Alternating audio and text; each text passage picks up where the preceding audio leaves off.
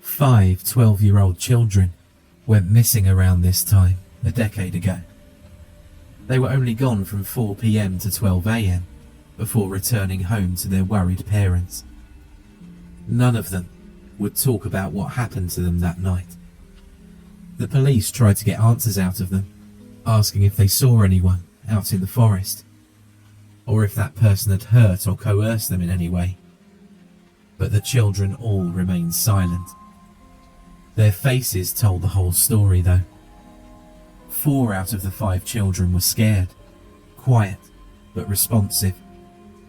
Their eyes darted from the authorities to their parents and to the tree line with a certain type of frenzy. Every once in a while, they'd gather up the courage to take a glance at the 5th boy, with nothing short of fear. They almost didn't even seem to recognize him. The 5th boy looked different than the others. He seemed distant. His eyes stared outward, focused in on something 1,000 yards away in the darkness of the night. His mother would turn his head to face hers, yet his eyes remained fixated on whatever lurked in the shadows.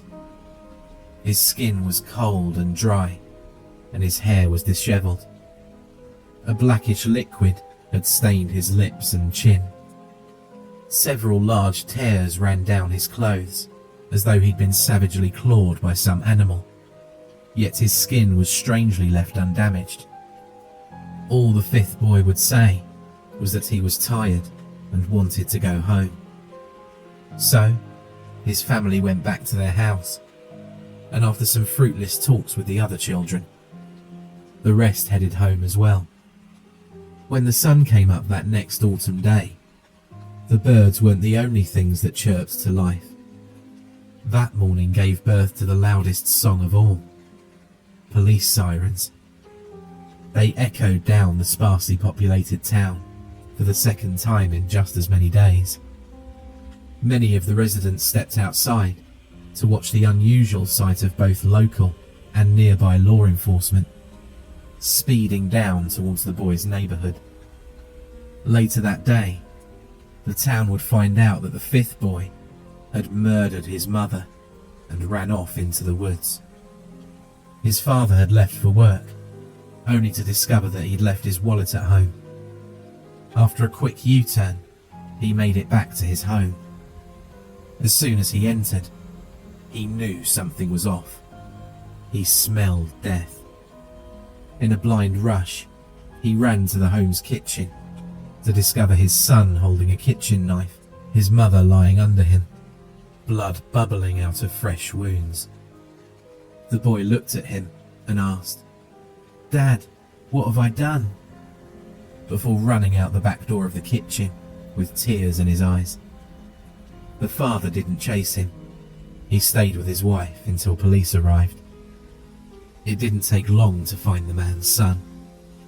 About 100 yards into the tree line, the boy's body lay, tangled up in bushes and tree branches. The boy had stabbed himself in his abdomen for an unknown reason. The responding officer said it looked like the boy was trying to get something out of him, or make space in his body for something else. Carved into a tree nearby were the words, "I'm so sorry, Dad. It's all over." The sheriff of the town and one of the 4 remaining boys' father immediately went home to talk to his child.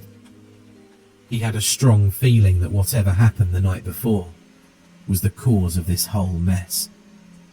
For the longest time, the lifelong officer couldn't get anything out of his son, not until he told him what happened to his friend. Like a switch getting flipped on, his son began talking. That boy's name was Sam. Sam, Ross, Jordan, Kane and Tyler had been playing in the backyard of Sam's home while his father was away at work. Just behind the backyard lay miles upon miles of forest. Around mid-afternoon, the boys had thoughts about going home for the day. It was then that a young girl, adorned in a beautiful white dress, stepped out of the woods. "Want to play with me?" she asked. Her tone was sweet and calm. The boys had never seen her anywhere else before. Sam spoke up first. "Sure, what do you want to play?" he asked, smiling at the pretty young girl. She flashed a pleased smile before spinning around and sprinting off into the woods. "Try and catch me," she hollered at the others. They were captivated by her. They didn't think twice about running into the woods to catch up to her. At this point, Sam broke down. His father waited until he could speak again to press for more details. The boys stated that they couldn't have been running for more than 10 minutes before they somehow became lost. Within those apparent few minutes of running, enough time had passed that the sun was already setting. The boys got scared and tried turning around. No matter where they went, nothing seemed familiar to them. They felt as though the blackening woods were changing in front of their eyes. They wandered through dense forests in the pitch-coloured night before stumbling upon a light off in the distance. They walked towards it and discovered an old shack in a clearing. Lights and candles adorned the outside of the building, spelling out a heatless path towards the door. And although frightened, they decided to walk up to the home and knock on the door. Sam explained how it creaked open on its own, exposing a one-room den. Bones of many different creatures hung from the ceiling, glistening a glossy white with the flickering of a fireplace off in the corner of the room.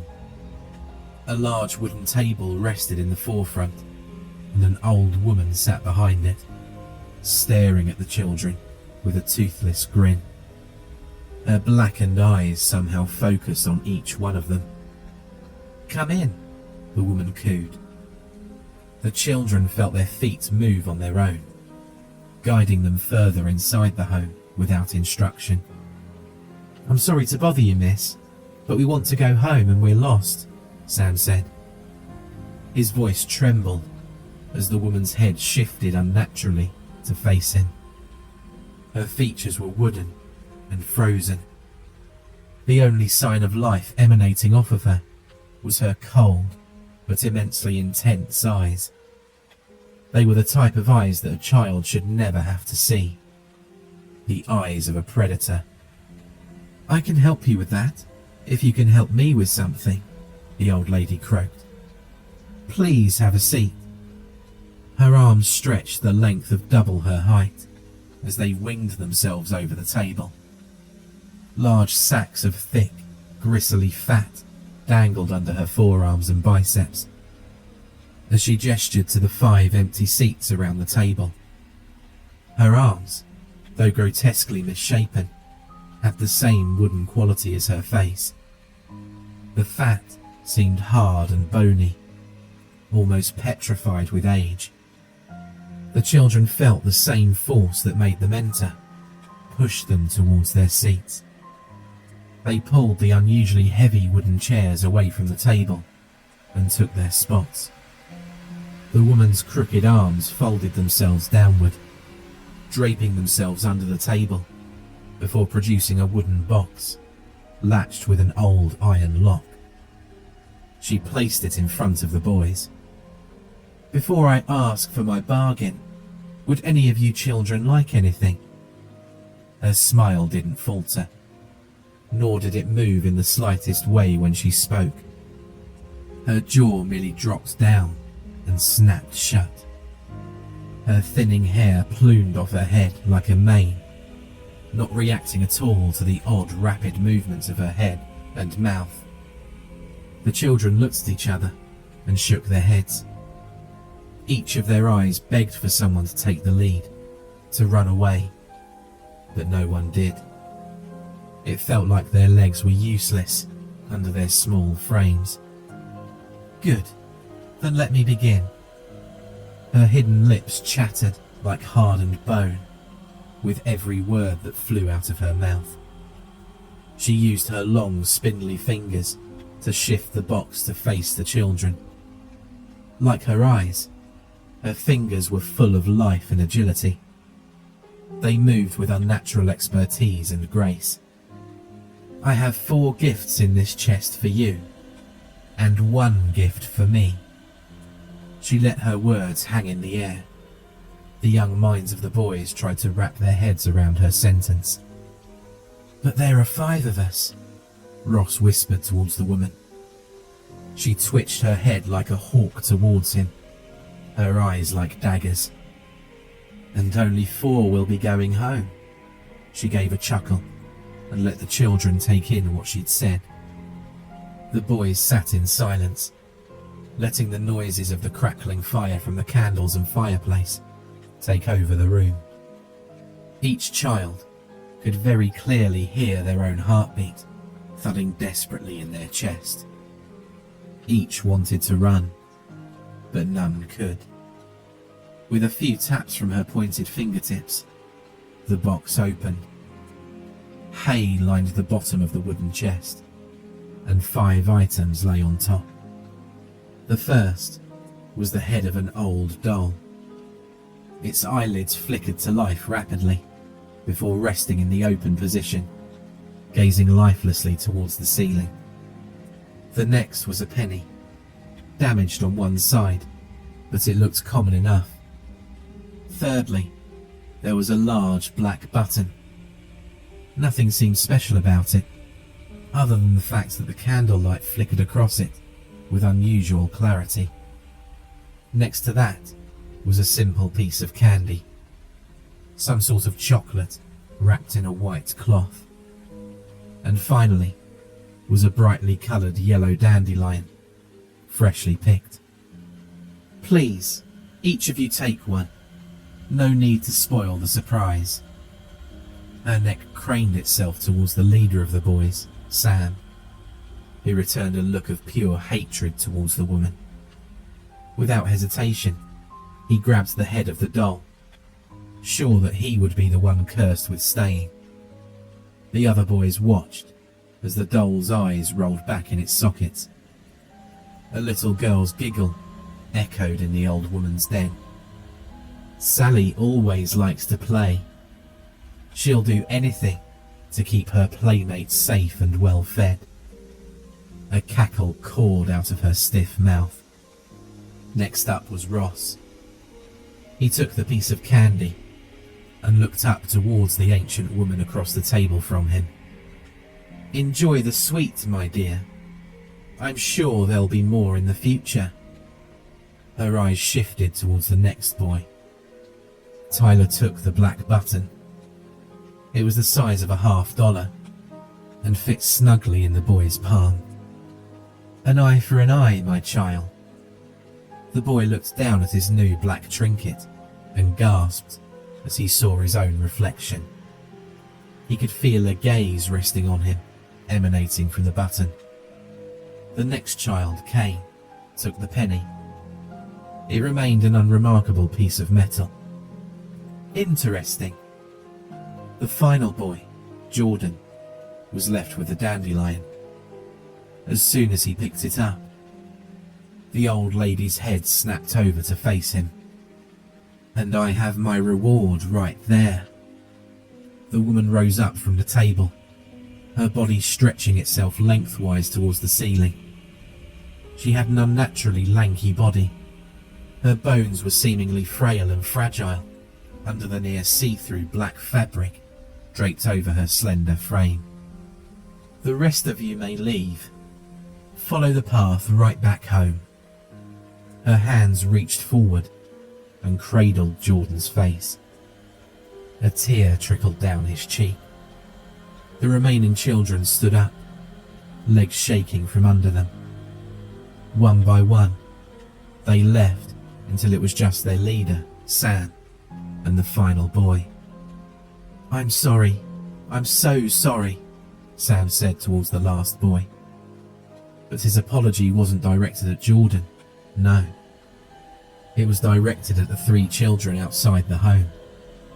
With a quick toss, he threw the doll's head towards the last boy, who caught it in his grip. Immediately, the sounds of an angry child erupted in the den. The old woman's smile remained, but the joy in her eyes left. The hair on the back of her head stood on end in a panic. "Run!" Sam yelled at Jordan. Jordan quickly stood and ran out the door, joining the rest of the boys in their flee away from the den. They followed the dirt path, hearing the sounds of high-pitched screaming coming from the home. Eventually, as that sound subsided, the only sounds they heard were the exasperated tones of their breaths as their energy began to leave them. The children had ran for a handful of minutes past their limits, exhausted but unwilling to rest in the darkness of the foreign forest. It was then, at their most tired, that a flutter came from above them. A black shape quickly darted down from the darkened skies onto the path ahead of them. A large black shape stood between them and their homes. With a hunched back and grim expression, they saw the old lady unravel herself from her cloak, her pale white face being the only contrast to the blackness around them. Her head had seemingly fallen into disrepair. Flaps of skin clung off of her bony face like drapery. Her lips had disappeared, in favour of a mouth that stretched from one end of her jaw to the other, splitting her head in half. The children stopped dead in their tracks to stare at this monster.